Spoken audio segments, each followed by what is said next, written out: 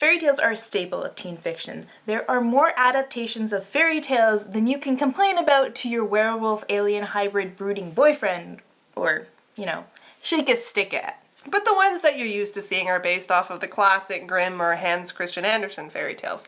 You've struck gold when you find stuff based off of other things like Spanish myths or native myths, or in this case, Russian myths. As a North American reader, hearing fairy tales that avoid the big two are great because you get to learn about new stories and creatures that you've never heard of before, but it's also like hearing a fairy tale again for the first time. And boy, does Vassa in the Night bring something new to the table in this modern retelling. Vassa lives in Brooklyn, but it's a vague and dreamy Brooklyn, a lot different from the one we know and love, for two big reasons. Number one is that the nights seem to be lasting forever. Much longer than the days. And it's not that Earth has suddenly been knocked off its axis and we're getting Arctic days.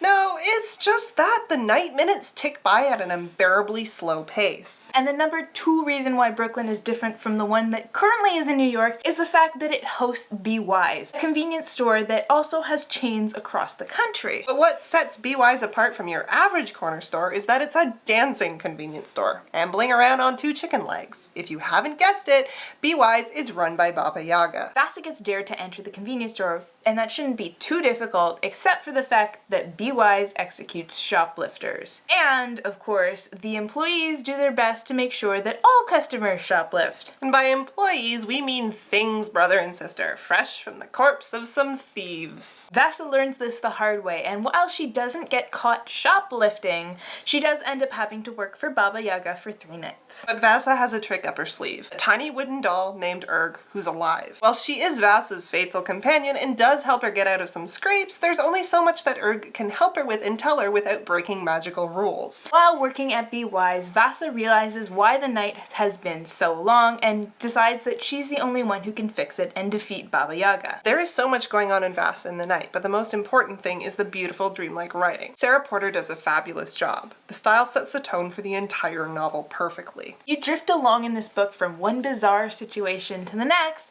in a way that you can't quite figure out what the solution to the crazy problem is. But you're never jarred out of the dreamlike tone by the solution or something out of character.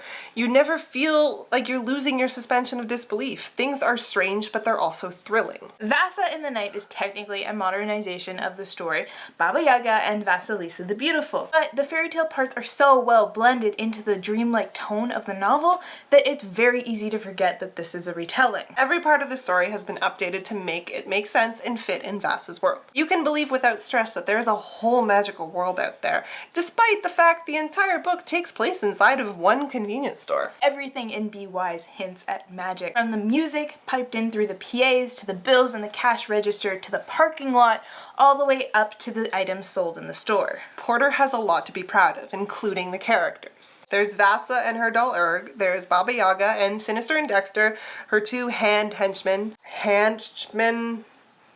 you get it. And there are lots of other secondary characters that wander in. Despite the very little page time that the secondary characters get, they all feel fully formed.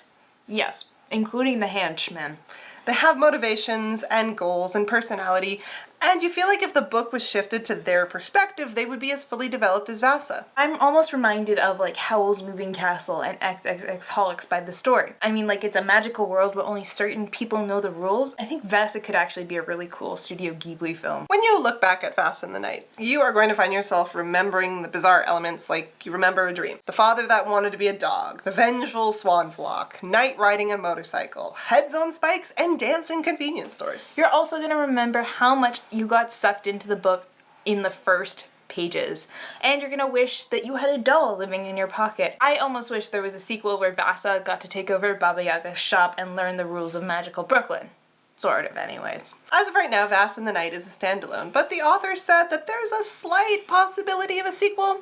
What that hinges on, I'm not entirely sure. But what I do know is that Vassa in the Night is an excellent book, one that you should definitely pick up before the year's over. In the range of fairy tale retellings that I've read over the years, and understand I have read many, Vassa in the Night is one of the best.